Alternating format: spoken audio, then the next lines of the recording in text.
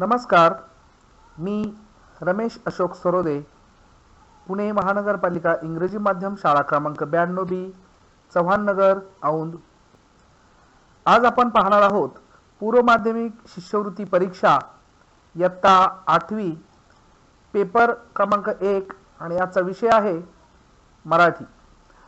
मराठी या विषयामध्ये कार्यात्मक व्याकरण या घटकातील शब्दांच्या जातीवर आधारित विशेषण हा घटक आपण या ठिकाणी आज पाहणार आहोत। विशेषण हे शब्दांच्या जातीमधील विकारी शब्दांमध्ये मोडत असते, त्यामुळे याची आपण या ठिकाणी सविस्तर माहिती आज पाहणार आहोत। शब्दांच्या जातीमधील विकारी शब्द विशेषण याला विशेष महत्त्व आहे, कारण त्याची व्याख्या जर आपण पाहिली तर नामाबद्दल विशेष किंवा अधिक माहिती सांगून नामाची व्याप्ती मर्यादित करणाऱ्या विकारी शब्दाला विशेषण असे म्हणतात। विशेषण हे नामाबद्दल विशेष किंवा अधिक माहिती सांगते आणि नामाची व्याप्ती सुद्धा या ठिकाणी मर्यादित करत असते। उदाहरण जर पाहिली तर काळा घोडा, हुशार मुलगा, अंधारी रात्र, खोल दरी, 5 टोप्या, त्याची टोपी, यामध्ये या उदाहरणांमध्ये अनेक नामे आलेली आहेत आणि या नामांविषयी जास्तीची माहिती किंवा विशेष माहिती सांगण्याचं काम काही शब्दांनी केलेलं आहे। त्याच शब्दांना किंवा जी अधिक माहिती ज्या शब्दांनी सांगितलेली आहे त्या शब्दांना विशेषण असे म्हणतात। हे जे विशेषण आहे ते नामाशिवाय येत नाही आणि त्यांना नामाशिवाय अर्थही नसतो, आणि कुठल्याही वाक्यात फक्त विशेषण येत नाही, ते नामाच्या सोबत येत असतं। आणि विशेषण ज्या नामाविषयी विशेष माहिती सांगत असते त्या नामाला विशेष्य असे म्हणतात। नामाविषयी अधिक माहिती सांगणाऱ्या या विशेषणाचेही काही प्रकार आहेत आणि ते विशेषणाचे प्रकार कोणते ते आपण या ठिकाणी पाहूया। विशेषणाचा पहिला प्रकार आहे गुणविशेषण, दुसरा प्रकार आहे संख्या विशेषण, तिसरा प्रकार आहे सार्वनामिक विशेषण, तर चौथा प्रकार आहे धातुसाधित विशेषण। या चारही विशेषणांच्या प्रकारांची माहिती आपण या ठिकाणी सविस्तररित्या पाहणार आहोत। विशेषणांच्या प्रकारामध्ये पहिला प्रकार आहे गुणविशेषण। गुणविशेषण म्हणजे काय, तर नामाचा गुण किंवा विशेष दाखवणाऱ्या विशेषणाला गुणविशेषण असे म्हणतात। पहा, नामाचा जो गुण असतो किंवा नामाचा जो विशेष असतो तो विशेष एका ठराविक शब्दाने दर्शवलेला असतो आणि त्या शब्दालाच आपण गुणविशेषण असे म्हणतो। उदाहरणार्थ, मोठी मुले, शूर सरदार, शुभ्र ससा, रेखीव चित्र इत्यादी स्वरूपाच्या उदाहरणांमध्ये जर पाहिलं तर ही जी नामे आलेली आहेत ह्या नामांविषयी, त्यांच्या गुणांविषयी विशेष माहिती दिलेली आहे आणि म्हणूनच याला गुणविशेषण असे म्हटले जाते। विशेषणाचा पुढील प्रकार आहे संख्या विशेषण। संख्या विशेषण म्हणजे काय, तर नामाची संख्या दर्शविणाऱ्या विशेषणाला संख्या विशेषण असे म्हणतात। पहा, यामध्ये नामांची संख्या दर्शवलेली असते। उदाहरणार्थ, चौपट मुले, 10वा मजला, अर्धा किलो, 10 दिशा, 3 सांजा इत्यादी स्वरूपाच्या उदाहरणांमध्ये नामांची संख्या दर्शवलेली आहे। चौपट मुले, किती मुले आहेत, तर चौपट, मजला 10वा आहे, अर्धा किलो, 10 दिशा, 3 सांजा, या चौपट, 10वा, अर्धा, 10, 3 या शब्दांमधून नामाची संख्या दर्शवलेली असते, म्हणूनच याला संख्या विशेषण असे म्हटले जाते। विशेषणाचा पुढील प्रकार आहे सार्वनामिक विशेषण। या शब्दावरूनच आपल्याला लक्षात येईल की सार्वनामिक विशेषण म्हणजे याचा संबंध सर्वनामाशी जोडलेला आहे आणि म्हणूनच पुढील शब्द आपण पाहूया. तो पक्षी, माझे पुस्तक, हा मनुष्य.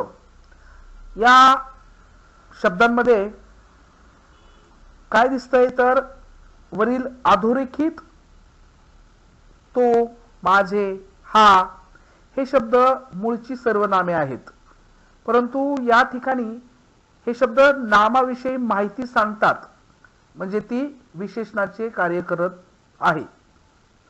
पहा, हे जे अधोरेखित केलेले शब्द आहेत ती मूळची सर्वनामे आहेत, पण ते नामाविषयी माहिती सांगत आहे आणि म्हणूनच सर्वनामापासून बनलेल्या विशेषणाला सार्वनामिक विशेषण असे म्हणतात. पहा, सर्वनामापासून बनलेले असतात. नामा ऐवजी येतो शब्द तो सर्वनाम, पण या ठिकाणी सर्वनामाने नामाविषयी जास्तीची माहिती सांगितलेली आहे आणि म्हणूनच या ठिकाणी सार्वनामिक विशेषण म्हणून त्याला अर्थ आहे. पुढील विशेषणाचा प्रकार आहे धातुसाधित विशेषण. धातुसाधित विशेषण म्हणजे काय हे समजून घेताना या ठिकाणी काही शब्द पाहूया. पिकलेला आंबा, हसरी मुलगी, रांगणारे मूल, पेटती ज्योत या शब्दांमध्ये सुद्धा काही शब्दांच्या खाली अधोरेखित केलेला आहे. तर वरील अधोरेखित पिकलेला, हसरी, रांगणारे, पेटती हे शब्द त्यांच्या पुढे येणाऱ्या नामांची विशेषणं आहेत, परंतु ती पीक, हस, रांग, पेट या मूळ धातूंपासून बनलेली आहेत. म्हणूनच मूळ धातूंपासून बनलेल्या विशेषणांना धातुसाधित विशेषण असे म्हटले जाते. पहा, ही जी विशेषणं आहेत ही विशेषणं काही मूळ शब्दांपासून किंवा धातूंपासून बनलेली असतात आणि त्यामुळे त्यांना धातुसाधित विशेषणं म्हटले जाते. तर आतापर्यंत आपण विशेषण म्हणजे काय, त्याचे वेगवेगळे प्रकार उदाहरणासहित समजून घेण्याचा प्रयत्न केलेला आहे. या शिष्यवृत्ती परीक्षेमध्ये विशेषणावर आधारित कोणत्या स्वरूपाचे प्रश्न येतात किंवा यातील प्रश्नांचे प्रकार कसे असतात ते या ठिकाणी आपण समजून घेऊया. यामध्ये नामासाठी लागू पडणारे विशेषण, नामासाठी लागू न पडणारे विशेषण, वाक्यात विशेषण नसणारा पर्याय, वाक्यातील विशेषण ओळखा, रिकाम्या जागी येणारे विशेषण निवडा, दिलेले विशेषण कोणत्या नामासाठी आले आहे, अशा स्वरूपाचे प्रश्न, प्रश्नांचे प्रकार शिष्यवृत्ती परीक्षेसाठी विचारलेले असतात आणि या प्रश्न प्रकारावर आधारित काही नमुना प्रश्न या ठिकाणी आपण पाहूया. यातील पहिला प्रश्न आहे, कडू कारले आरोग्यास चांगले असते. अधोरेखित विशेषणाचा प्रकार ओळखून योग्य पर्याय निवडा. आणि पर्याय आहेत: 1 धातुसाधित विशेषण, 2 संख्या विशेषण, 3 सार्वनामिक विशेषण, 4 गुण विशेषण. तर यामध्ये आपण जर पाहिलं तर कडू या शब्दाखाली अधोरेखित केलेला आहे आणि कडू या अधोरेखित विशेषणाचा प्रकार ओळखायचा आहे. तर कडू या ठिकाणी गुण विशेषण आहे आणि त्यामुळे दिलेल्या पर्यायाचे जे 4 वर्तुळ आहेत यामध्ये गुण विशेषण हा चौथा पर्याय आहे आणि त्यामुळे चौथा पर्यायाचे वर्तुळ या ठिकाणी काळे झालेले आपल्याला दिसते. पुढील प्रश्न आहे, खालीलपैकी कोणते संख्या विशेषण नाही, आणि त्याचे पर्याय आहेत: 1 थोडी मुले, 2 पाचपट रुपये, 3 कोणता गाव, 4 6वे पुस्तक. आणि या पर्यायांची 4 वर्तुळे या ठिकाणी दिलेली आहेत. प्रश्न व्यवस्थित जर पाहिला तर संख्या विशेषण नाही हे आपल्याला समजून घेणं गरजेचं आहे. या ठिकाणी कोणत्या पर्यायामध्ये संख्या विशेषण दाखवलेलं नाही। पर्याय क्रमांक 1 थोडी मुले, इथे थोडी म्हणजे संख्या दर्शवलेली आहे। पर्याय 2 मध्ये पाचपट, ही सुद्धा संख्या विशेषण आहे। पर्याय क्रमांक 3 मध्ये कोणता गाव, कोणता गाव मधून आपल्याला कोणत्याही संख्येचा बोध होत नाही, म्हणून हे संख्या विशेषण होत नाही। तर पर्याय क्रमांक 4 6वे पुस्तक, तर यामध्ये सुद्धा संख्येचा बोध होत आहे, म्हणून संख्या विशेषण कोणते नाही या पर्यायामध्ये पर्याय क्रमांक 3 हे याचं योग्य उत्तर आहे आणि म्हणूनच पर्याय क्रमांक 3 चे वर्तुळ या ठिकाणी रंगवलेलं दिसत आहे। पुढील नमुना प्रश्न आहे, रिकाम्या जागी पर्यायात दिलेल्या योग्य विशेषणाची निवड करून योग्य पर्यायाचे वर्तुळ रंगवा। टिंब टिंब पैसे मिळून 1 रुपया होतो आणि त्याचे पर्याय आहेत 1 10, 2 25, 3 50, 4 100 आणि या चारही पर्यायाची 4 वर्तुळे या ठिकाणी दिलेली आहेत। यामध्ये टिंब टिंब पैसे मिळून 1 रुपया होतो, तर आपल्याला माहित आहे की 100 पैसे मिळून 1 रुपया होतो, म्हणून पर्याय क्रमांक 4 मध्ये 100 दिलेले आहे, म्हणून पर्याय क्रमांक 4 हे योग्य उत्तर आहे। म्हणूनच चौथ्या क्रमांकाचे वर्तुळ या ठिकाणी काळे झालेले आपल्याला दिसते। पुढील प्रश्न आहे, पुढीलपैकी विशेषण असणारा पर्याय कोणता? तर याचे पर्याय दिलेले आहेत 1 कोड कौतुक, 2 नवा कोरा, 3 डामडौल, 4 पाऊस पाणी। यामध्ये जर पाहिलं तर विशेषणाचा पर्याय कोणता आहे? तर यामध्ये पर्याय क्रमांक 2 हे योग्य उत्तर आहे आणि त्यामुळेच दिलेल्या वर्तुळांपैकी पर्याय क्रमांक 2 नवा कोरा हे विशेषण यामध्ये आहे, त्यामुळे पर्याय क्रमांक 2 चे वर्तुळ काळे झालेले आपल्याला दिसते। पुढील नमुना प्रश्न आहे, वाक्यातील विशेषणे ओळखून त्याच्या पर्याय क्रमांकाचे वर्तुळ रंगवा। वाक्य आहे, नावडत्या माणसाने केलेली प्रत्येक गोष्ट ही वाईट दिसते आणि याचे पर्याय आहे 1 गोष्ट ही, 2 माणसाने, 3 नावडत्या, 4 दिसते आणि चारही पर्यायांचे 4 वर्तुळे या ठिकाणी दिलेले आहेत। यामध्ये विशेषण या वाक्यामध्ये कोणता आहे? तर 1 गोष्ट ही हे विशेषण नाही, 2 माणसाने हे विशेषण नाही, नावडत्या या ठिकाणी माणूस हे नाम आहे आणि या नामाविषयी नावडत्या या शब्दाने अधिकची माहिती दिलेली आहे, म्हणून पर्याय क्रमांक 3 नावडत्या हे या ठिकाणी विशेषण आहे, त्यामुळे पर्याय क्रमांक 3 चे वर्तुळ या ठिकाणी काळे झालेले दिसते। पुढील प्रश्न आहे, शब्दसमूहातील विशेषण नसलेल्या पर्याय क्रमांकाचे वर्तुळ रंगवा आणि पर्याय आहे 1 सुलभ, 2 सुबोध, 3 सुबुद्धी, 4 सुदैवी। तर या पर्यायांपैकी योग्य विशेषण नसलेला पर्याय कोणता आहे त्याचे वर्तुळ या ठिकाणी रंगवायचे आहे। पर्याय क्रमांक 1 सुलभ हे विशेषण आहे, 2 सुबोध हे सुद्धा नामाविषयी माहिती सांगते, 3 सुबुद्धी आणि 4 सुदैवी।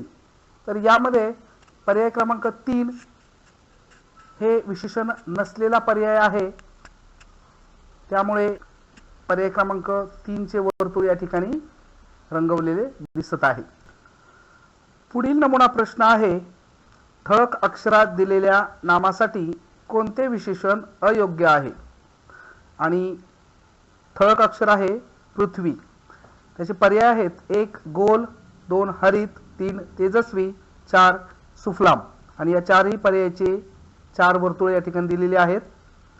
यामध्ये पृथ्वी या नावासाठी कोणतं विशेषण अयोग्य असेल? पर्याय क्रमांक 1 पृथ्वी गोल असते, 2 पृथ्वी हरित असते, 3 पृथ्वी तेजस्वी मात्र नसते, 4 पृथ्वी सुफलामही असते. म्हणजेच पर्याय क्रमांक 3 पृथ्वी तेजस्वी नसते, म्हणजे तेजस्वी हा पर्याय क्रमांक या ठिकाणी अयोग्य आहे. म्हणून तिसऱ्या क्रमांकाचे वर्तुळ या ठिकाणी रंगवलेले दिसते. पुढील प्रश्न यावरच आधारित आहे. ठळक अक्षर आहे पाणी आणि पर्याय आहे 1 निर्मळ, 2 गोड, 3 अशुद्ध, 4 नाजूक. आणि याचे 4 वर्तुळ या ठिकाणी पर्यायाची दिलेली आहेत. यातील योग्य उत्तर आहे पाणी निर्मळ आहे, पाणी गोड असतं, पाणी अशुद्धही असते, पण पाणी नाजूक मात्र नसतं. म्हणजे आपल्याला या ठिकाणी अयोग्य विशेषण ओळखायचं आहे. तर पर्याय क्रमांक 4 नाजूक हे विशेषण या ठिकाणी पाण्यासाठी लागू होत नाही, ते अयोग्य आहे. म्हणूनच पर्याय क्रमांक 4 चे वर्तुळ या ठिकाणी रंगवलेले दिसते. पुढील नमुना प्रश्न आहे विशेषण नसलेल्या पर्यायाचे वर्तुळ रंगवा. आणि पर्याय आहेत 1 फाटकी, 2 गळकी, 3 पिशवी, 4 रिकामी. आणि चारही पर्यायांची 4 वर्तुळे या ठिकाणी दिलेली आहेत. यामध्ये विशेषण नसलेलं वर्तुळ रंगवायचं आहे. पर्यायामध्ये कोणता पर्याय असा आहे तो विशेषण दर्शवत नाही?